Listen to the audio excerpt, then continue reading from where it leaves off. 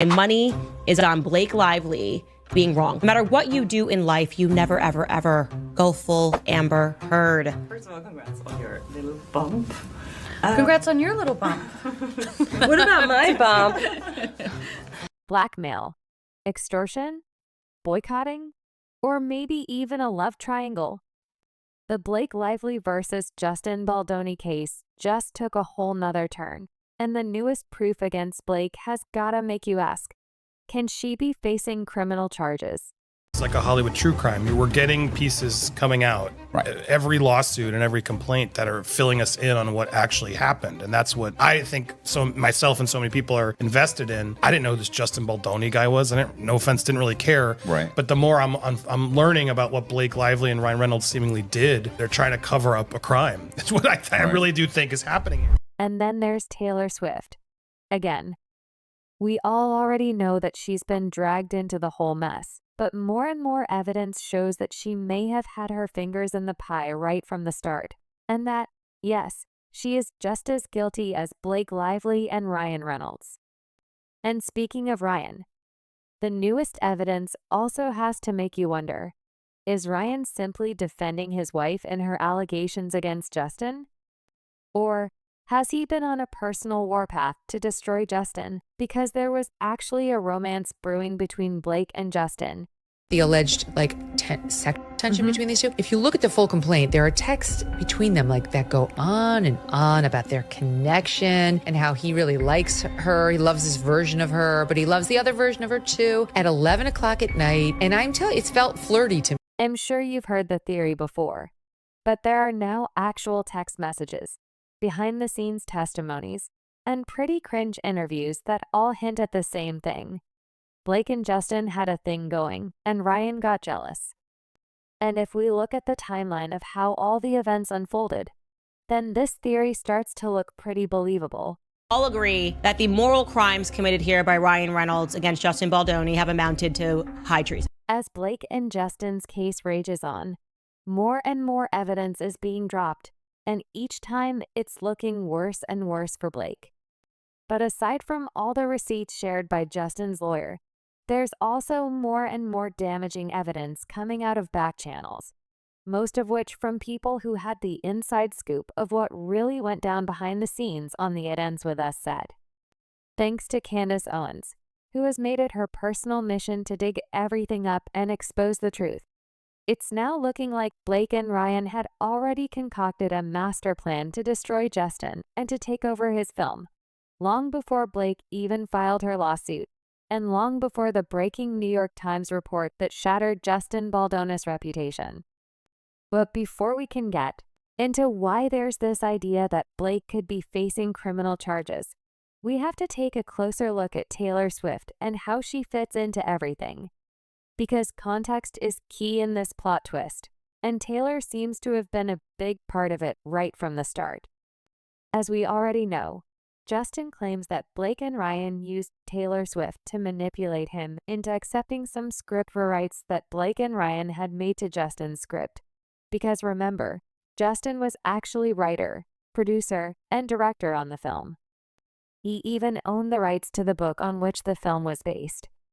Y'all remember that Blake even called herself the Great Khaleesi from Game of Thrones, and she called Ryan and Taylor her two dragons, all to bully Justin into submitting. Taylor disses Blake well. Apparently that whole thing didn't sit well with Taylor, because it wasn't long before we saw this headline appearing in the Daily Mail. Exclusive: Taylor Swift taking a step back from Blake Lively as dramatic legal battle with Justin Baldoni threatens their decade-long friendship. So you might be thinking, it's just a gossip piece. Who cares? But you'd be wrong. This article has Taylor written all over it, and if it's true that Taylor herself is behind it, then that's a big deal.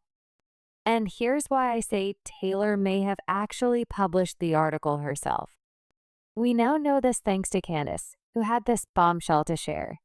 So clearly Taylor herself might be trying to wash her hands of this whole drama. And there were some interesting things said in the article. For instance, that Taylor felt used by Blake, and that she felt like a pet or a possession. Blake's in Khaleesi, and like her, I happen to have dragons text to Justin was uncool and unnecessary because she was essentially used as an intimidation tactic. She was referred to as some kind of pet or possession. But was Taylor really used to intimidate Justin? Because here's another good point. In that same article, it also says this: Taylor shouldn't even be involved in this at all.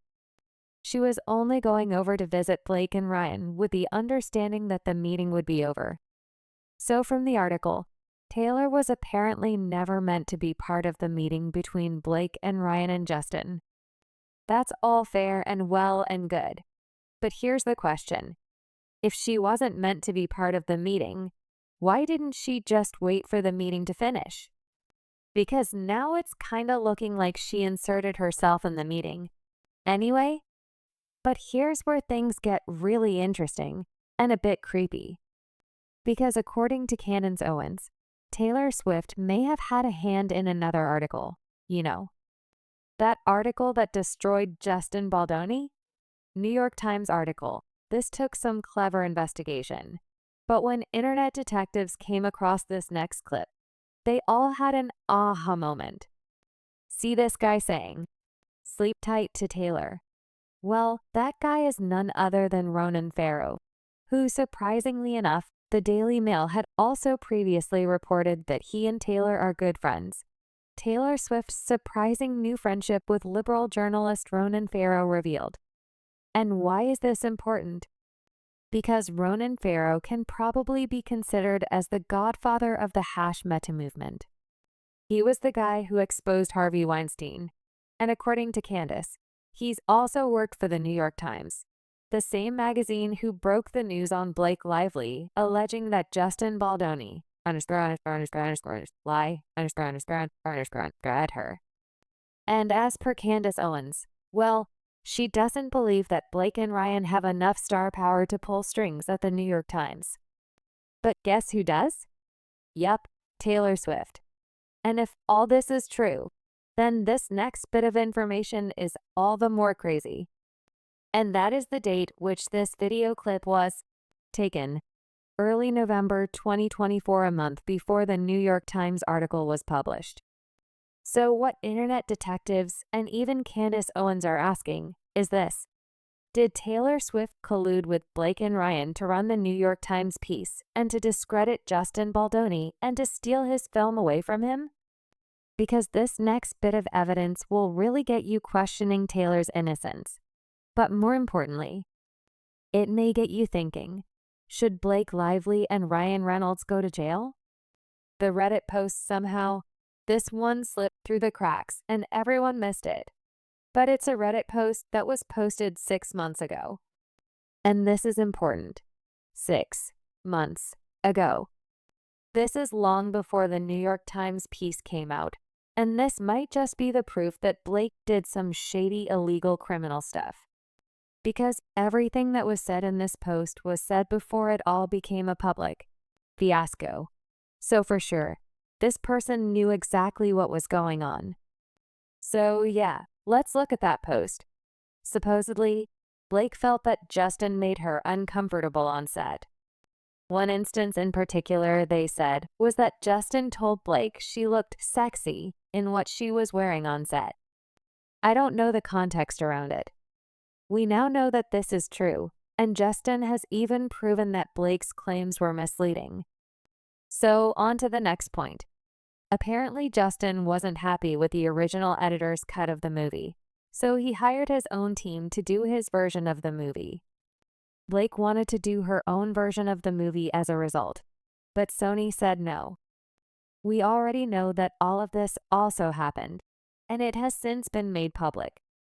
But this next point is important because remember, this post was before all the drama became public knowledge. Listen. Blake goes to Sony and threatens to go to the NY Times with a story that says Justin was in her on set if they don't let her have her own version. Sony freaks out and says, okay, whatever you want. Again, I have to stress, this post was before Blake's lawsuit and before it all became a public fiasco, so this post is right on the money. But here's where everything takes a dramatic twist. So according to the Post, Blake threatened and basically blackmailed Sony, saying that she will go to the NY Times with a story that says Justin wasting her on set if they don't let her have her own version. And we now also know that, yes, indeed, Sony gave in to her demands. Blake's name is all over the film, and they ended up using her cut of the film after she seemingly blackmailed and extorted them. But then, guess what happens? Blake went to the New York Times with her story anyway, even after her demands were met. Why? I don't know about you, but it also sounds a bit criminal to me, don't you think? And the Post gets almost worse. More revelations. Let's read the rest of the Post and then go through the facts. The Post continues. Justin is banned from the Sony lot. I don't think forever, just for the run of the movie, but I could be wrong. Blake hires T Swift's music video editors to do her version while she's filming in Italy for something. Blake has a friends and family screening to get thoughts, with lots of A-listers. Ben Affleck, Bradley Cooper, I think etc. Everyone is like, this movie makes no effing sense. Blake realizes she needs to hire an experienced film editor to fix it. Blake uses a T Swift song in the movie that the studio loves having in there. T Swift finds out that the original composer for the movie is someone she worked with in the past that was mean to her. And she says it's either me or him. Sony fires that composer to keep the T Swift song, as we have since learned. All these facts seem to be true. I just find it incredibly disturbing that Taylor Swift had been so deeply involved right from the start, even getting music producers fired. And yes, it appears that she really did, and they ended up using Deadpool's composer. I felt that Ryan was kicking up some dust because he didn't want to leave Blake Lively alone with Justin Baldoni because he's away in the UK. And then I was positing that perhaps when he got home, he was either reading her text messages, reading through the dailies, reading through the script, and he just decided, okay, you know what? This entire production needs to be halted. I don't. Final plot twist. And for those of you still wondering about that rumor on Justin and Blake's supposed romance that sent Ryan into a jealous fit, don't worry. I got you covered, and trust me, it's juicy. So once again, we can thank Candace Owens for putting the whole puzzle together. So while Blake was filming It Ends With Us with Justin, Ryan was away filming Deadpool vs. Wolverine.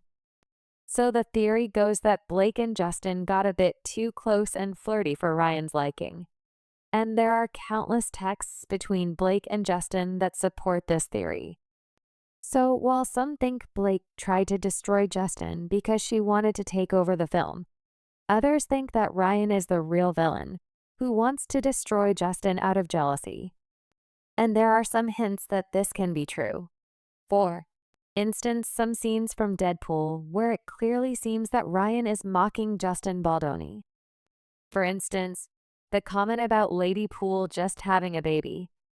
Well, yeah, in real life, Blake Lively just had a baby, and she accused Justin Baldoni of fat-shaming her, which Justin actually disproved with cold hard evidence from their text messages.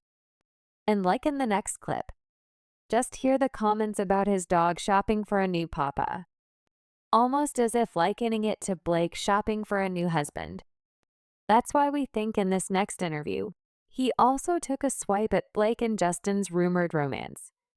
Just watch, but be warned, it's pretty cringe given what we now know. And if for any reason you think Ryan once stooped so low as to make fun of someone else in his movies, then just listen to what TJ Miller, his Deadpool co-star, has to say. Because Ryan did the exact same thing to him. Ouch. That's gotta sting. And am not the only one that thinks that, y'all. Fans are sticking up for Justin and starting to diss Blake and Ryan like mad. Ryan and Blake are both bullies. They insult people using jokes to get away with it. I find it very interesting that he said after Ryan was weird with him, the whole crew started acting weird. Same thing happened with It Ends With Us. The whole cast got manipulated into acting weird and indifferent towards Justin. Ryan and Blake are both manipulators. But yeah, what do you think? Was there maybe a little spark between Blake and Justin that Ryan wanted to put out, and then went a bit overboard? Is Taylor Swift just as guilty in all of this? But most importantly, can Blake's alleged actions be seen as borderline criminal? Let us know what you think. And as always, stay tuned and be sure to check out our other videos where we take an in-depth dive into the lives of your favorite celebs.